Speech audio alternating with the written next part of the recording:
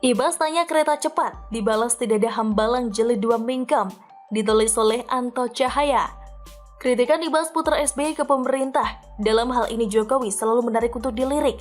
Sebelumnya beberapa kali pernyataan Ibas ini mengundang senyum geli banyak pihak. Sebagai senator dari Partai Demokrat yang bertindak sebagai oposisi, Ibas memang harus kritis. Tapi semestinya juga harus melakukan riset mendalam terlebih dahulu sehingga tidak menimbulkan kehebohan bahkan menanggung rasa malu. Jika kita sedikit menengok ke belakang, beberapa kali pernyataan Ibas dengan sangat mudah dipatahkan bahkan dijawab oleh sesama senator di Senayan. Sepanjang pandemi sejak bulan Maret 2020, Partai Demokrat memang sangat getol menyuarakan kebijakan-kebijakan yang telah dibuat oleh pemerintah. Tapi sepanjang tahun lebih pandemi berlangsung, pemerintah telah membuktikan kepada publik bisa dikata cukup sukses meredam pandemi dengan skala multi-efeknya tersebut. Bahkan beberapa negara di dunia dibuat tercengang oleh hasil yang dicapai oleh pemerintahan Jokowi yang bersama jajarannya dan pihak terkait bersinergi melawan kondisi. Sementara itu, sepanjang pandemi oposisi juga tidak henti memelototi dan melakukan kritik-kritik yang tajam ke pemerintahan Jokowi. Terkadang antara kritik membuat narasi bahkan memprovokasi sulit untuk dibedakan. Nah, untuk mengingatkan Anda, berikut pernyataan Ibas saat pandemi. Ibas pernah berbicara keras soal kemampuan pemerintah menghadapi pandemi. Ibas bertanya-tanya sampai kapan negara seperti ini. Ketika itu, kasus corona Indonesia tengah tinggi-tingginya. COVID-19 makin mengganas, keluarga, sahabat, dan di lingkungan kita banyak yang terpapar, bahkan meninggal dunia. Sampai kapan bangsa kita akan terus begini? Kata Ibas, jangan sampai negara disebut negara gagal atau failed nation. Katanya menambahkan dengan gagah, jika melihat gaya pernyataan Ibas, saya yakin itu bukan dia tapi Peponya yang punya ide. Pertanyaan, sampai kapan bangsa kita akan terus begini? Bagi saya itu pertanyaan konyol dari seorang senator. Tapi ya, sudahlah. Toh pemerintahan Jokowi tidak perlu menjawab pertanyaan Ibas di atas. Menjawabnya cukup dengan tindakan bukan teori yang berbusa-busa, layaknya pengamat macam Gerung atau Refli Harun. Kembali ke Ibas, sang pangeran cekeas yang terkenal dengan pernyataan "Wahai rakyatku". Kembali, baru beberapa waktu yang lalu juga membuat sebuah pernyataan yang cukup kritis, tapi sayangnya ada sisi paradoks yang tidak dapat terbantahkan.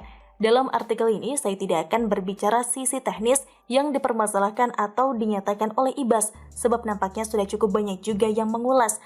Tapi saya lebih tertarik dari angle yang berbeda.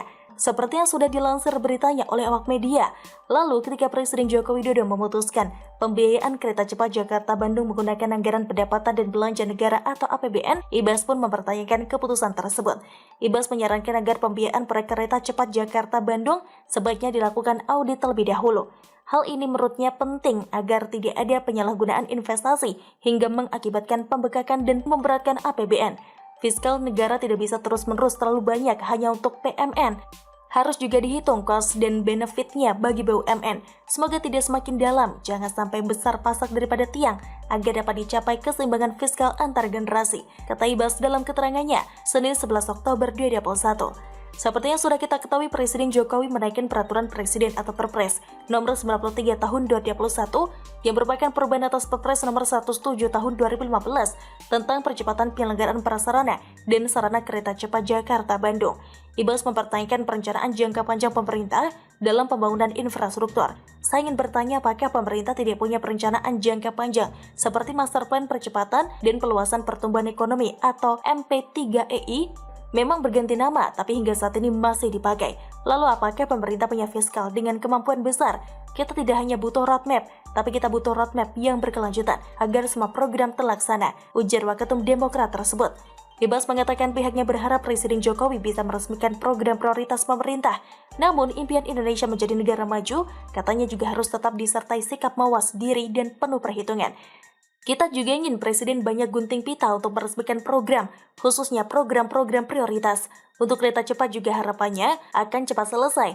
Kalau terdapat banyak pro kontra terkait proyek ini, namun jika bisa cepat selesai, saya yakin masyarakat akan senang. Hanya dalam pelaksanaannya, tetap perhatikan rencana jangka panjang dan jangan sampai muncul presiden-presiden. Pokoknya harus jadi, pikirkan agar tidak ada yang dilanggar hanya karena kurang perhitungan, imbuhnya. Nampaknya Ibas tidak melihat proyek-proyek yang sebelumnya sudah diresmikan oleh Jokowi. Nyaris perencanaan jangka panjang menjadi salah satu prioritas pemerintah. tidak ubahnya proyek kereta cepat Jakarta-Bandung itu hanya ada dua pilihan, mangkrak atau dilanjutkan.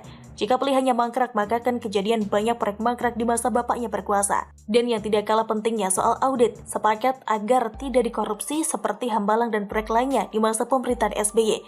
Sementara itu, kolega Ibas di Komisi 6 DPR RI, Andre Rosiade dari fraksi Gerindra menjawab. Andre Rosiade menjelaskan pertanyaan-pertanyaan Ibas itu sudah terjawab di rapat-rapat DPR. Mohon maaf, mungkin Mas Ibas kurang mengikuti perkembangan rapat di Komisi 6 DPR. Tapi soal audit proyek kereta cepat ini sudah saya suarakan berbulan-bulan lalu.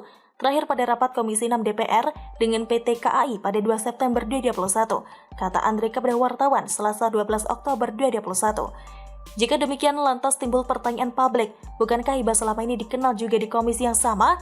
Lalu kemana Ibas selama ini? Andre mengatakan pemerintah sudah menjawab soal permintaan audit proyek kereta cepat itu. Pemerintah sudah menjabarkan rencana audit di Forum Group Discussion atau FGD antara Komisi 6 DPR dan Kementerian BUMN pada Senin 11 Oktober tadi malam. Tadi malam di FGD, Pak Tiko Wamen 2 BUMN sudah menjawab pertanyaan saya soal audit. Pak Tiko menjawab pemerintah meminta BPKP untuk melakukan audit. Diharapkan hasil audit sudah keluar di akhir Desember 2021 atau awal Januari 2022. Tutur Andre menceritakan hasil FGD tadi malam. Andre mengatakan baik Komisi 6 DPR maupun pemerintah ingin proyek kereta cepat selesai. Pemerintah dan DPR tidak ingin ada proyek mangkrak. Yang perlu dipahami, semangat kami ingin menyelesaikan proyek ini agar tidak mangkrak, agar tidak jadi Hambalang Jilid 2, ujar Andre. Cukup menarik. Andre menyinggung soal Hambalang untuk meng-counter attack pernyataan sekaligus pertanyaan Ibas putra SBY ini. Bisa lanjut perang terbuka kalau sudah singgung Hambalang. Sebuah partai Demokrat diketahui paling sensitif kalau disinggung soal itu. Nah, bagaimana menurut Anda? Demikian salam. Tulis komen Anda di kolom komentar. Jangan lupa untuk like, subscribe, dan share. Siwar TV pamit, sampai jumpa. Wassalamualaikum warahmatullahi wabarakatuh.